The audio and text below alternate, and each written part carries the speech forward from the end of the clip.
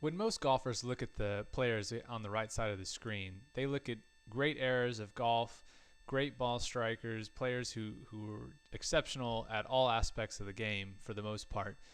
And there are certainly great players here. You got Jones, Hogan, Nicklaus, Norman, and Tiger. I look at them a little bit differently. When I look at these five players, I don't just see five great ball strikers. I see five different distinct eras of golf instruction. And being a golf instructor, that's my primary emphasis. And so when I see that, that's the first thing that comes to mind. I look at the way that Bobby Jones swung and how it changed when Hogan came out and when Hogan published his book. Everybody wanted to swing like Hogan. He was the premier ball striker of his day, and so everybody tried to copy Hogan and swing like him. A lot more round inside, a little bit flatter golf swing when you compare that to the next superstar that really came out and changed the face of golf instruction, which was Jack Nicklaus. So Hogan was no longer in vogue, and then everybody said, wow, well, now we've got to swing way more upright. We've got to get our arms way above our head, and we got to have this big lateral leg drive. And then there was a whole period of golfers such as Johnny Miller and more that came out after Jack who had this big leg drive, did a lot of damage to their hips. Unfortunately, pretty much all had hip replacement.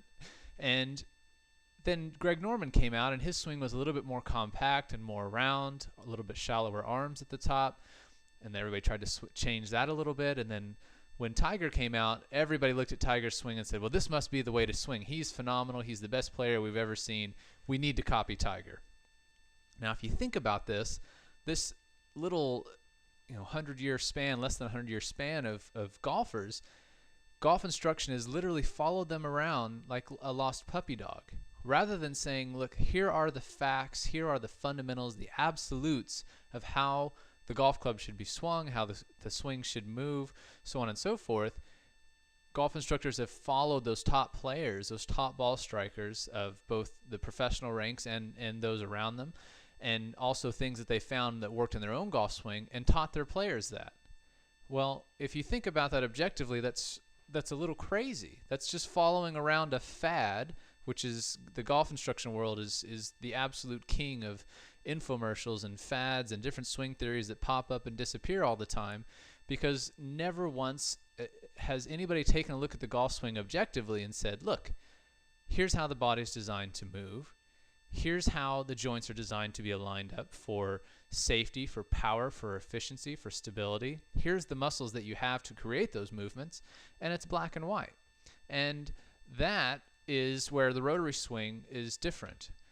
Most golf instructors have very little understanding of anatomy and kinesiology. And so what happens is that you get a perspective on the golf swing, on how to learn the golf swing, based on their personal preference or what they found works for them, or of course who the top player is of that era that person's a fan of. There are golf instructors who are great big fans of Ernie Els, and they think everybody should swing like Ernie. Well, is Ernie swinging correctly? Is he swinging fundamentally sound? Is he swinging based on how the body is designed to move, or is he at risk for injury? Is he moving inefficiently? Those types of things are very fundamental for understanding. And you can't base it just off how a top player swings.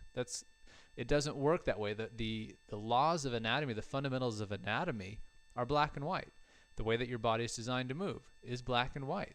The muscles that you have to create certain movements, such as rotation around your spine, are black and white. You don't have other sets of muscles that you can supplement for this. And so it's really important that the golfer start to understand that we need to look at the swing objectively, because there's just been a lot, tons of misinformation, and there's no need for it. There are simple black and white fundamental answers to the golf swing, and that's exactly what we're going to talk about. So at some point, most golf instructors or most golfers, they get frustrated from hearing different tips. They go tired of random swing tips thrown at them from golf instructors or from golf magazines and all these things, golf videos, and they don't know how to decipher what's right and what's wrong. And of course, there is a right and wrong, but how does the golfer know? How does he know that if this instructor comes out and says you should move the club this way or the body this way, and this one says, no, you've got to do it this way, how does he decide on which is the right way to do it. There is a right and wrong way, but the golfer doesn't know how to decide what's right and what's wrong. So presumably there would be some sort of fundamental that could be made, the decision could be made on, i.e. that they know that the body moves this way or the club has to be this way. But when you have so many different perspectives coming out there, all you end up with is a bunch of random collection, a bucket of swing tips, if you will. And trying to discuss swing fundamentals just ends up in never-ending circular arguments that end up leaving the golfer more confused. And unfortunately, it also creates a rift within the golf instruction industry, where a line is drawn in the sand and it says, you either choose that you follow this swing theory or you follow that swing theory. And nobody wins when you do that, because nobody can determine a set of fundamentals that all players should move on based on fact rather than preference, based on medical science and anatomy rather than preference. And so unfortunately, the golfer makes a decision. He says, I am this type of golfer, or I believe in this type of golf swing, and I'm going to keep practicing that. Not knowing, not having any facts or any tools to decide whether or not that's really the best way to swing, or whether or not that's going to end up causing that person harm later in life. And that is a very, very real fact for golfers, because over 80% of the players on tour will end up missing 6 to 8 weeks during some time in their career due to a golf swing related injury. Now think about that. 4 out of every 5 players you watch play on TV each week on the PGA Tour will miss about 2 months of paying play, competitive play, where they make their living because of a golf swing related injury. Now, and their swings are 10 times more efficient than the average amateur. So there has to be some time where the golf instruction world wakes up and says, there has to be a right way and a wrong way. We don't know what it is, and we need to figure it out. And that's what the rotary swing did. We looked at the swing objectively and said, look, all these guys are getting hurt.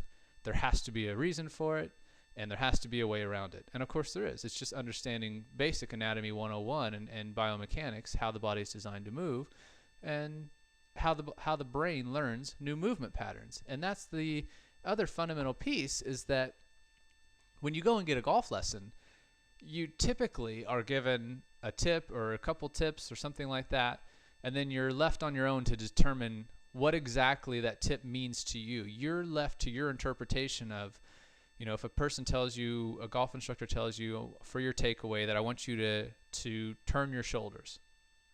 Okay. Well, how?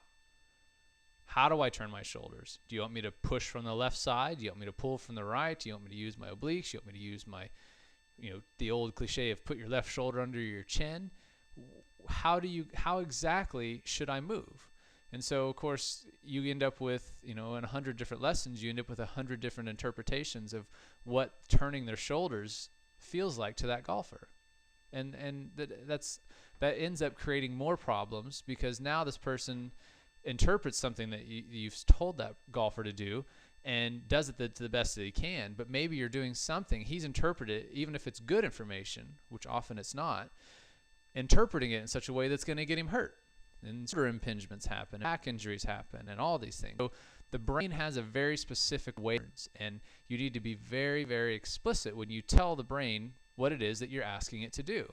So, for instance, on the takeaway, when we want the golfers to create rotation, we get very specific and talk about how the shoulder blade moves, how the obliques fire, because those are the only muscles that you have that are designed to rotate your torso.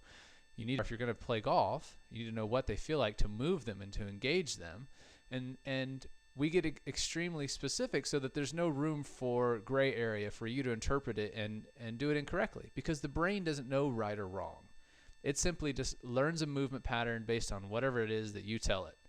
And so if you tell it turn and it interprets that to be that you're pushing your left shoulder, problems that's going to create for you, well, you're going to end up hurting yourself in the end and end up with an inefficient golf swing. So at the end of the day, what you have to understand is that there are fundamentals of the golf swing that are absolute.